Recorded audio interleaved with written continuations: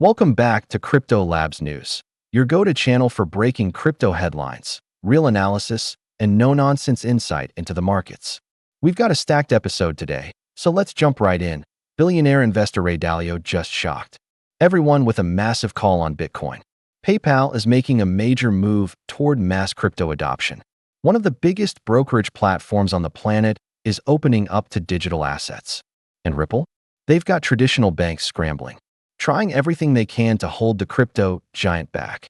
Before we dive deep, do me a quick favor. Take a second, smile, and send out some good energy. Now go ahead and smash that like button. Let's try to break 3,000 likes on this video. I know the Crypto Labs News family can do it. Now let's get into what's really moving the markets. Global money supply is going parabolic. China's M1 money supply has surged and is now double that of the US M1.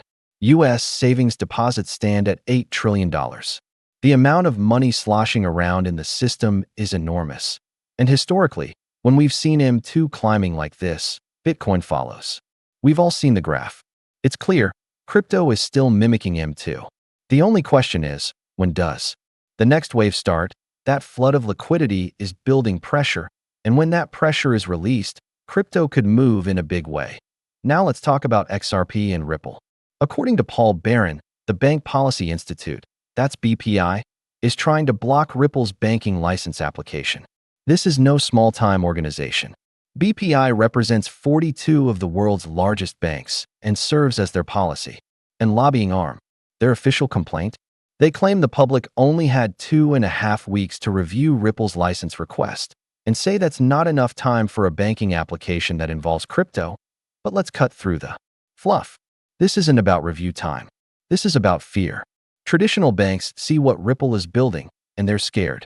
Ripple's hybrid crypto banking model is a direct threat to their monopoly.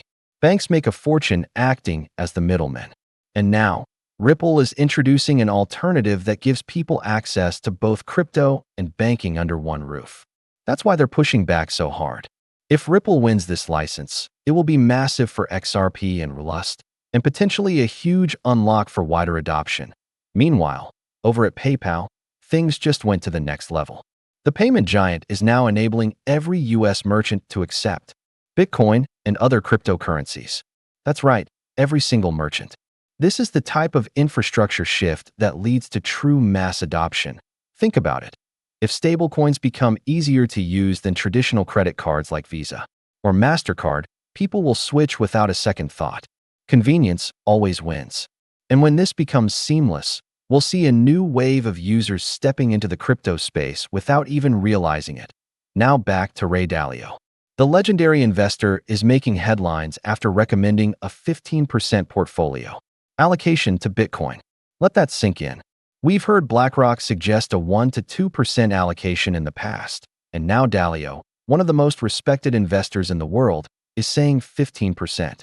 If fund managers, institutional investors, and financial advisors start to follow that thinking, we're looking at an absolutely massive inflow of capital into Bitcoin and the broader crypto market. This could be the beginning of something much bigger than most realize, and the institutional dominoes are continuing to fall. Interactive Brokers, one of the biggest brokerage platforms globally, is now considering allowing crypto and stablecoin deposits into brokerage accounts. That means people may soon be able to fund their stock trading accounts using stablecoins. We've seen Schwab and other major institutions testing the waters, and now this adds more fuel to the fire. Bitwise is also weighing in, saying stablecoins could go parabolic in usage. Washington is talking more and more about them, and the idea that US bonds could be backed by stablecoins is being floated. We're still early, but the foundations are being laid. The narrative is shifting fast. Let's shift to current price action. As of right now, XRP is holding at around $0.316.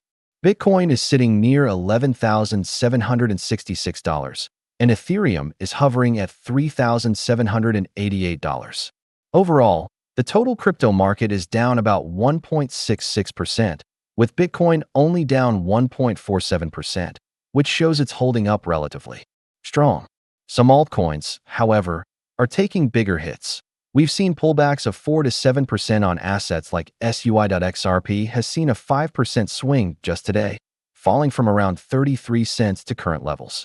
It's not nothing, it's a real move. But we're still seeing strong technical support around the $0.314 level, which has held so far.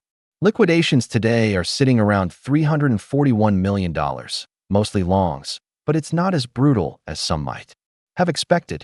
That suggests today's pullback is more about healthy profit-taking than panic. On the indicators side, stochastic RSI and other oscillators are showing we're near oversold territory.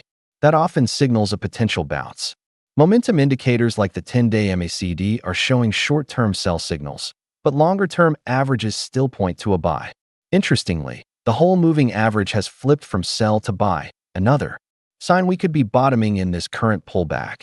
And remember, it's FOMC week. Markets always get jumpy in the lead-up. We've also got US GDP numbers dropping soon, so this volatility was expected. The market opened strong this morning, but turned red in the afternoon. Typical for macro news weeks that if you're trading with leverage, days like this sting. But if you're spot holding, this is just part of the game. The emotional roller coaster is always sharper on red days. When things go up, we wish it went up more. But when it goes down, we feel the pain deeply, even if we haven't sold. That's basic human psychology, and yes, it's been proven. So you're not alone if you feel it more when the market dips. The key is having a plan.